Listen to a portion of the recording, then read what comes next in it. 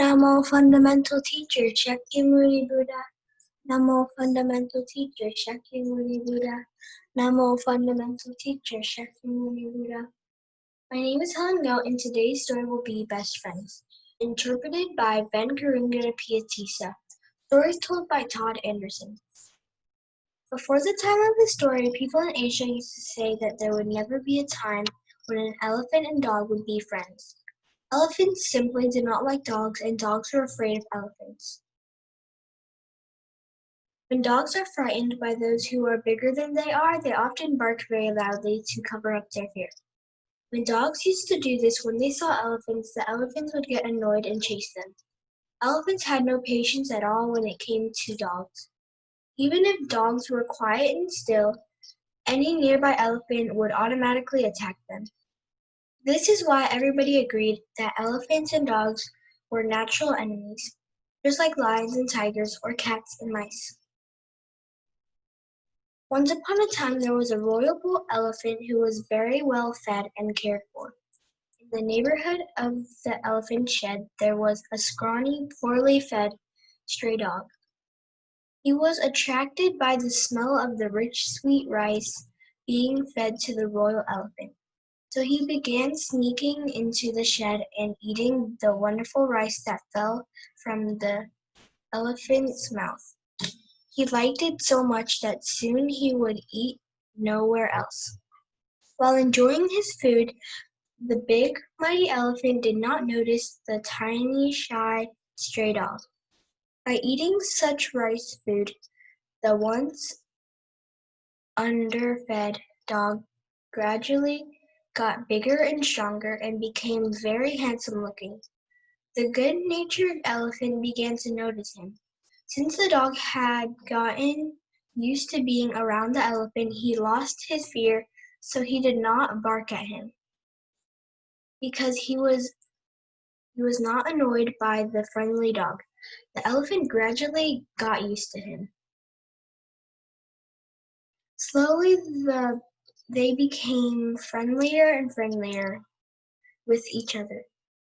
Before long, neither would eat without the other, and they enjoyed spending their time together.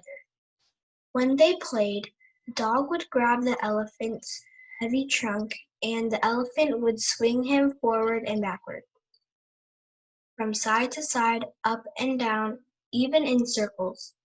So it was that they became best friends and wanted to never to be separated. Then one day a man from a remote village who was visiting the city passed by the elephant shed. He saw the frisky dog who had become strong and beautiful. He bought him from the mahal too, though he didn't really own him. He took him back to his home village without anyone knowing where that was. Of course the royal bull elephant became very sad, since he missed his best friend, the dog. He became so sad that he didn't want to do anything, not even eat or drink or bath. So the Mahat had to report this to the king, although he said nothing about selling the friendly dog. It just so happened the king had an intelligent minister who was known for his understanding of animals. So he told him to go and find out the reason for the elephant's condition. The wise minister went to the elephant shed. He saw once that the royal bull elephant was very sad. He thought this once happy elephant does not appear to be sick in any way. But I have seen this condition before, in men and animals alike. This elephant is grief-stricken, probably due to this loss of a very dear friend. Then he said to the guards and attendants, I find no sickness. He seems to be grief-stricken due to loss of a friend. Do you know if this elephant had a very lost friendship with anyone? They told him how The royal elephant and the stray dog were best friends. "What happened to the stray dog?" asked the minister. "He was taken by an unknown man," they replied, "and we do not know where he is now." The minister returned to the king and said, "Your Majesty, I am happy to say that your elephant is not sick. As strange as it is may sound, he became best friends with the stray dog. Since the dog has been taken away, the elephant is grief-stricken and does not feel like eating or drinking or bathing." "This is my opinion," the king said. "Friendship is one of life's most wonderful things. My minister, how can we bring back my elephant's friend and make him happy again?" "My lord," replied the minister, "I suggest you make an official announcement that whoever has the dog who used to live at the royal elephant shed will be fined."